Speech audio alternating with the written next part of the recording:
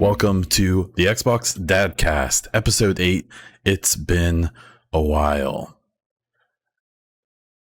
Like the Stain song. This week's show, we will talk about Fable and Perfect Dark, some PlayStation 5 event and reveal thoughts, Mixer's death, no June 2020 event, and more. This is a podcast about the Xbox, the upcoming Series X, from the eyes of a casual gaming dad and lifelong gamer. I am Bon Diesel. I am an Xbox fanboy, PC casual, occasional Division 2 podcaster, husband to a lovely wife, and father to an adorable daughter.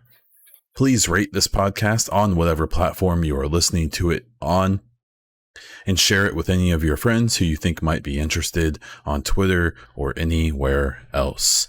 If you would like to support this show or my other content on Patreon, please check out patreon.com/bondiesel. It's a new web address, /bondiesel. Just throwing it out there.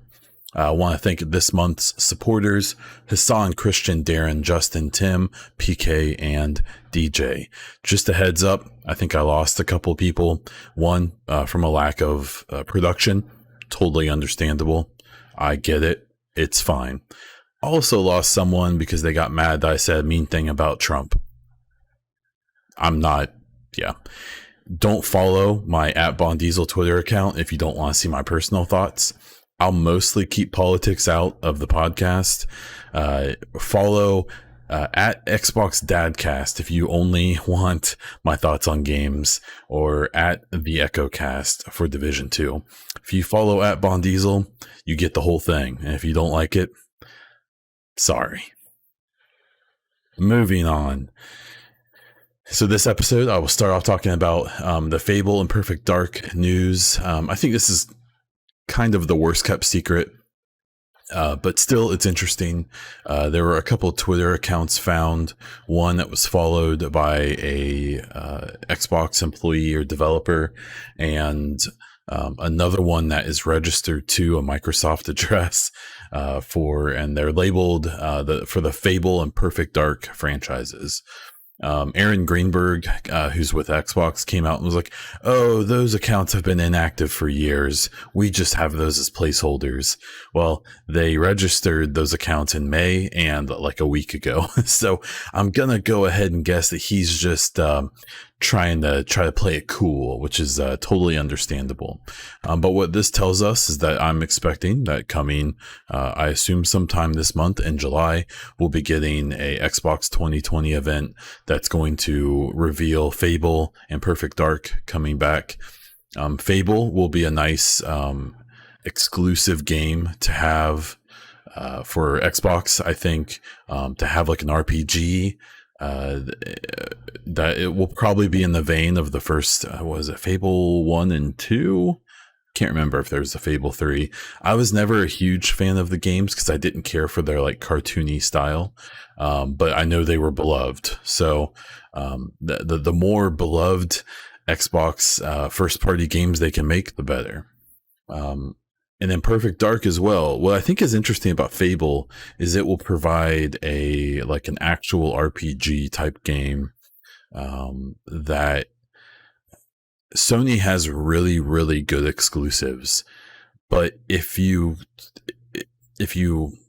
blur your vision, or if you look out of your peripheral, all of their games kind of are the same. And they're great, but they're all third-person adventure games with a gritty story.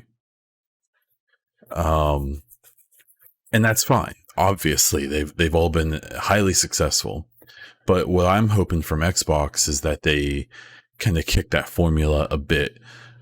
Now, that said, I think Perfect Dark is probably going to be a gritty third-person adventure game, so hopefully not post-apocalyptic. That's the other thing with Sony is, Horizon, The Last of Us 2 and Last of Us, they Days Gone, a lot of these games are kind of even, I forgot this last time too. The game with Norman Reedus and Kojima, Death Stranding. it's kind of in that same vein. I know it's not a first party game technically, but it's like a second party game, or a first and a half party. It's an exclusive. So from Fable, I'm hoping for something a little more interesting. I think Hellblade and like a Perfect Dark could kind of take that role of being those like gritty third person adventure story driven games. I think Fable can be a little bit bigger than that. It sounds like Halo. Obviously, we've known about Halo for a long time. I assume we're going to see more about it at the event, and we're going to get to play it as a demo this month, by the way. So keep that in mind. We'll talk about that in a moment. But I think Halo may end up being able to be like, I think they're going to try to make it this big, like everything game. So that can have its ups and downs. So we will have to see how that goes. Speaking of Halo and being able to play it, they have said that this month there will be a Xbox 2020 event that will be focused on first party. So if you're watching the video, Hellblade 2's trailer is showing now. That is going, I assume, to be a big focus. They're going to show that. I think it's safe to say we're going to see Fable and Perfect Dark. We're going to see a lot of stuff. But one big thing that was announced is that with Summer of Gaming, they're teaming up and they're going to release demos to play of a lot of games, including Halo Infinite, which is super exciting for me, at least. So what's really interesting, too, is they said that these demos they're going to show are going to be some games that won't be out for a long time. So some of them are going to be like tech demos, essentially, which is has its ups and downs. Someone like me who understands, I've played tech demos of other games, and you play those, you go into it knowing that it's going to be a little rough. I'm a little bit worried about people who don't understand that, or people who are only going to be checking it out to try to dunk on Xbox, but that's fine. It is what it is. I'm excited for that. I think this event this month needs to be big. I really, especially in hindsight, don't feel like that first event they did was that bad. We'll talk about, actually, we can talk about the PS5 event. What I think was interesting about that PlayStation 5 event is that obviously showing the new Horizon game, showing the new system. They showed multiple things that are obviously really cool, right? But if you take out their first party and their console announcement, because Xbox already showed the console months ago, their first party showcase is coming up. If you only look at the PlayStation 5 event for its third party and like timed exclusive games, I don't think it was any better than Xbox's event a few months ago, or a week ago, or a year ago. Time is merely a concept at this point to me. But I really, in hindsight, don't feel like the Xbox event was that bad, because what the PlayStation events basically was the third party event that Xbox already did, and I don't think that part of it was really that any better. It was a console reveal, which Xbox already did, and it was a first party reveal, which was admittedly super cool. But Xbox is going to have their chance to do that here in the next couple weeks. That said, this first party event for Xbox needs to be big. It needs to be a big deal. And I really hope it's not just here's the games coming in the next 6 or 12 months. I hope that it's, here's games that are going to come in 2, 3, 4 years. They're starting development now or still early. Because while people want to know what's coming soon, obviously that's a big deal with the systems about to be sold. It's also a big deal to let people know, like, hey, here's some stuff that's in the works and that will be worth waiting for.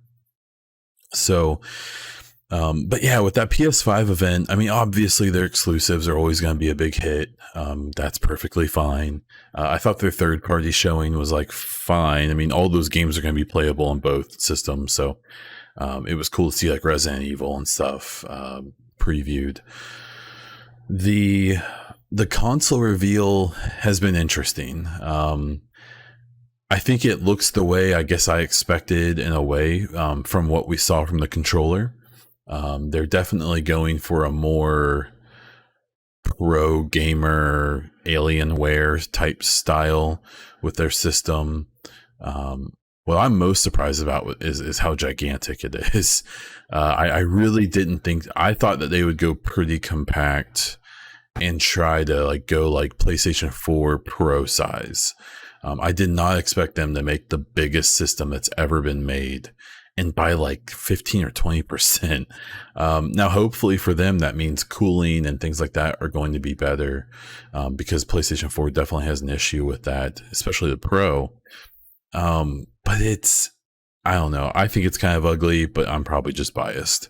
I think people have been giving them lots of free advertising by doing the router and the floor fan memes and stuff like that have admittedly been pretty funny. I still think the Xbox fridge meme is funnier, but again, we have some bias. But yeah, so I mean, their event was obviously great. I think I was just surprised that it felt a hair underwhelming, considering they had gotten to see, they had months and months and months of seeing what Xbox was doing to like quote unquote, dunk on them. And I don't really feel like they did. Now, obviously the fanboys on both sides are going to have their expected opinions. The Sony quote unquote Sony ponies will automatically assume it's the best conference they've ever seen in the world. It was interesting listening to Kind of Funny's reaction, where Tim Geddes on there claimed it was the best conference it's ever been had, of any conference, of anything ever. And I felt like that was maybe a bit maybe short term. Maybe he was being a little emotional, caught up in the hype a bit, but that's kind of his thing. But it also wasn't like a bad event. I just still felt like it wasn't quite as impressive as I expected, with how long they've waited to like do like an actual showcase. Because you have to consider, this was essentially the first actual showcase from Sony. They had the Mark Cerny thing, which was just deathly boring, and just basically it was really weird because that thing was very technical focused, but it was also very like buzzwordy focused as well. It was kind of odd that they went that. It kind of wasn't good for anyone. So this event definitely fit like the regular customer a lot better. But yeah, so I don't know. At the end of the day, I'm excited for the next few months. I think there's going to be a lot of fun back and forth that hopefully is just good for games in general. And we hopefully will get a lot of new information this month. Yeah. The final bit of news, we'll talk about some speculation and opinions after the break. But Mixer's death it's weird. When I saw that get announced, my first reaction was, oh, damn. My second reaction was like, well, yeah. It seems like Xbox might be trying to kind of shed, or Microsoft might be trying to shed some loose ends before they jump into this next gen. To me, Mixer was always just awful. Their chat, just their website, I felt was so unfriendly, and I feel like I'm taking crazy pills because some people told me they love the UI and all that, and I thought it was just awful. Their chat was so like cringy. I hate all the cartoony. It was just like they were trying like too hard, in my opinion. Quality was great. They have like a really, really good bit rate that they can run at. But beyond that, like I really like Shroud. He's probably my second favorite streamer. And I could just barely get myself to watch him on there because just the way that like on Twitch, so here's my typical Twitch viewing experience. I'm sitting here at my computer, you can see the glows on my face. I've got two 28-inch 4K screens. They're only 60 hertz. I'm not some, they're for my Xbox essentially. I run them at 1440p, but I've got what I've been doing is I play games on one screen, takes up the whole screen. Then on my second screen, I have Facebook, Twitter, Reddit, pulled up, and then on one half of the screen, and on the other half, I normally have a YouTube video or a stream going. So on Twitch, if you do that, you can hit a button that makes it like a theater mode, and so it puts the stream in the middle of the window and blacks out above and beneath it, so it looks really nice. But Mixer didn't do that. It just leaves the stream at the top. And in fact, if you don't close the chat correctly, the chat gets all weird. And then you can actually only scale the website down. You can only make the window go. If you have the window with Mixer on it, less than like 40% of your screen, it just starts cutting off the edges of the stream. It was a really awful experience. So I'm happy to see Shroud not on that anymore. I hope he announces something soon. I'm not sure what he's going to do. I suspect he'll go back to Twitch, or maybe go to YouTube. I don't see him going to Facebook, or maybe doing his own thing in some capacity. On the other hand, I do feel bad for all of the people on that platform who had kind of found their niche, and their again, personally, I wasn't a fan of that website or platform at all. I had considered switching at one point, but after watching some streams and messing around with it a little bit, I realized I just simply didn't like what they had going on. And, I feel bad for anyone who lost their jobs and people who are having to redo their content from scratch. Yeah. Now, in a related note, around that same time, or right before, is when there's been a pretty big exposure and culling of people in the gaming industry who have been, have used their power incorrectly and harassed and even some assaulted other people using the power, mostly women who have been kind of victimized by people in the gaming world, all the way from developers to streamers. It's been a interesting time. This whole year has been very bizarre as a just a weird year. Just when I didn't think things could get more weird, things just keep on happening. 2020 is it's like the Tiger King whatever show, where every episode of that show things got nuttier and nuttier, and every episode I didn't think it could get worse, and it did. And that's kind of how this year feels. So with all of that stuff, it's been interesting for me because some of the people accused are people I'm familiar with, or I even would say I have some type of connection to in some capacity. Obviously, I'm pretty disappointed in the people. I mean, none of them I knew super closely, but did know enough that it kind of, it sucked to see that they were being pulled into that. What I think is tough about these situations in general is that you need to take the accusations seriously. You also need to examine and not, and be thoughtful about the reaction to such things. There are degrees to the offenses, and sometimes I think things kind of all get lumped into one, where I don't necessarily think that's the best idea all the time. But I also think that can easily lead to people not taking some things seriously that should. It's a complicated issue, right? But seeing all of that happen, and then, when from the streaming game, we have Dr. Disrespect getting permanently banned from Twitch, and no one still knows why. And it's been over a week now. It's just crazy. So here's what I'm going to say. I have had my run-ins with people in the gaming industry, from devs to just people who play and to other creators. The biggest thing with me is that I guess I never even considered like harassing people for the sake of trying to like see their boobs or something. I've been with my wife for over 10 years now, so I just am not. I've never really seen anyone who I've interacted with in this industry that way.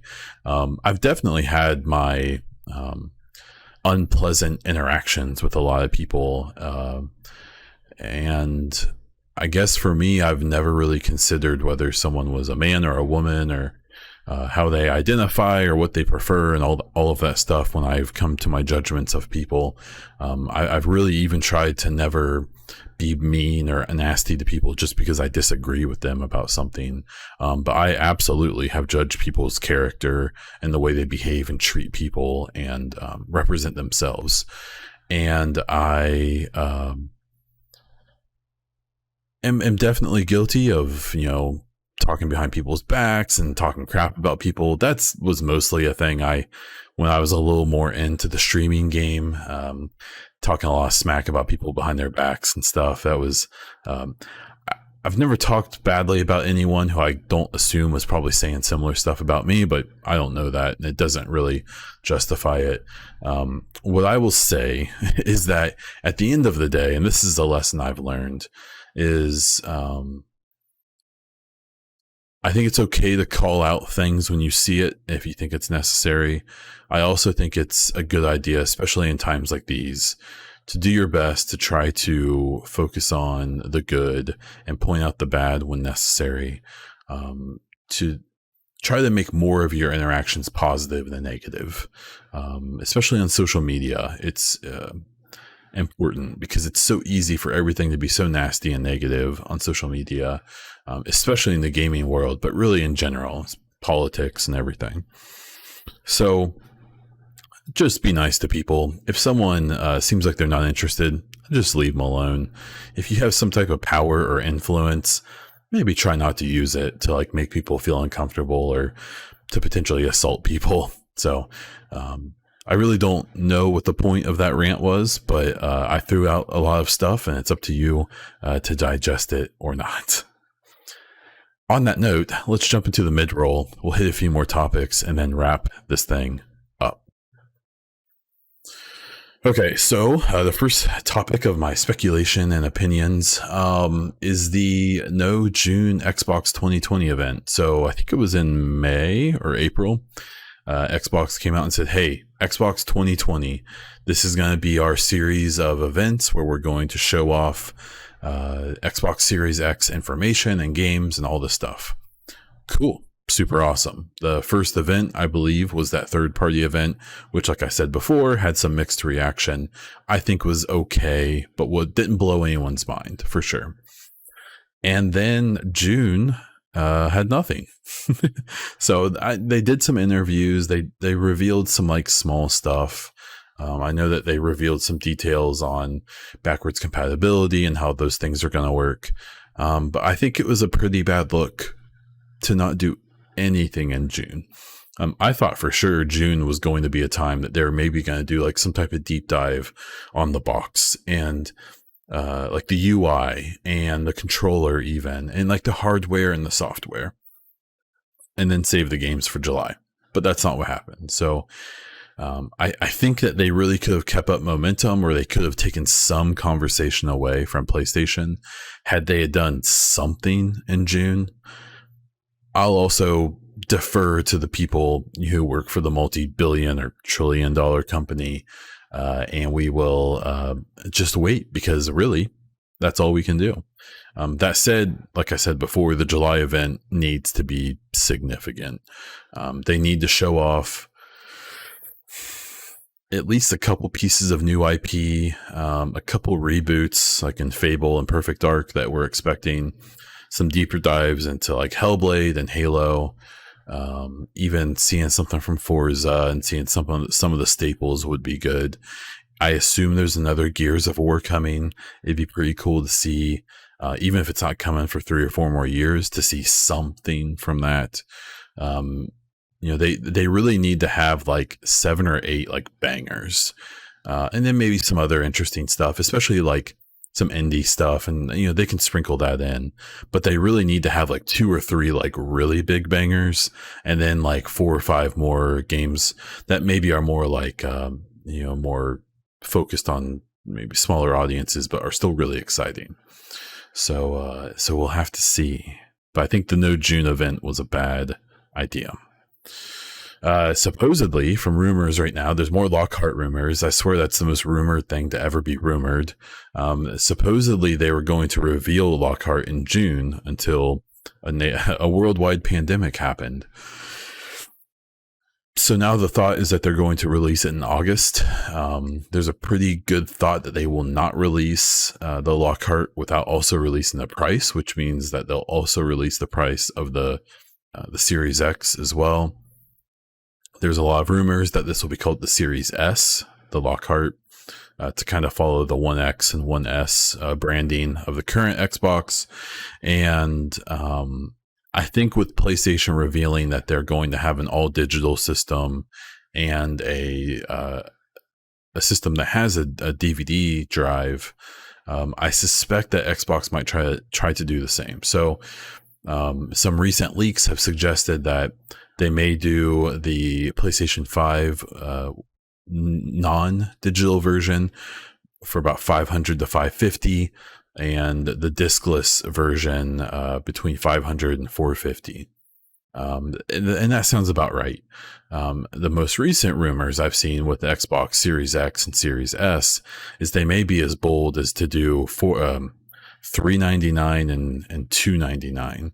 I doubt that. I think the Series X is going to be $499, and they'll do a Series S as like $250 or $500 potentially. People need to realize that if you look at the specs, even the Series S proposed or supposed or rumored specs are as good as the PlayStation, obviously without the hard drive. That SSD that the PlayStation has is a monster. I also think that its impact is a hair overstated. But that's just, a bias on my side, probably in response to a bias on the quote unquote other side. As much as I hate the console war stuff, it's hard not to get a little bit wrapped into it here and there. But this Lockhart August reveal, maybe. I'm curious. I think that the most recent rumors had said that the PlayStation will come out in November, middle of November. I don't think Xbox is going to wait that long. I think Xbox is going to release their new system or systems as early as September, but more likely October. I think they're going to try to get a month or two ahead and try to leverage that a little bit, with probably being a hair cheaper as well, while being quote unquote more powerful. So we will have to see about that. Okay, so when it comes to listener questions and content updates, I didn't get any listener questions. I'm actually revamping the Discord quite a bit. I'll be asking questions. I'm going to try to consolidate it a lot. I actually propose getting rid of the Discord, but enough people piped up that want to keep it that I'm going to keep it. So keep an eye on that and go there if you want to ask questions. You can also ask questions on my Twitter or on the YouTube video as well. When it comes to the content, I'm going to try to keep up with doing these podcasts every other week. I may get real crazy and do a special podcast if they after the July event. If it doesn't line up with my typical schedule, we will have to wait and see. With the stream and stuff, I'm gonna try to stream. My goal is to try to stream on the weekends and in the mornings or early afternoons, and then on the weekdays try to pick like 1 or 2 nights where I'll stream at like 9 p.m. Eastern until 10 or 11 to just try to get a little bit of FaceTime out there. I do miss talking to chat and so on and so forth. So we will work on that. This whole pandemic and the way it's affected my work and our little girl getting bigger and tougher to handle. Everything's been kind of crazy and tough. So I appreciate people sticking with me. I appreciate people still listening to the podcast. Both this one and my Division 2 podcast, the Echo Cast.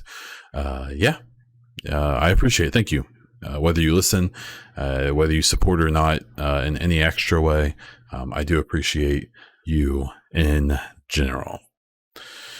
Okay, let's wrap this baby up. Please take a moment to rate the podcast on whatever platform you are listening to it on. If you want to support the podcast or my other content, please check out patreon.com/BaunDiesel, BaunDiesel. I am Bon Diesel on Twitch, where I am going to try to be on there a few times a week. You can also catch me on Twitter at Bon Diesel. But if you don't want my personal opinions on stuff that might piss you off, check out at Xbox Dadcast. And you can also get my game-only opinions on there. And yeah, there we go. So until next time we meet, be good and game on.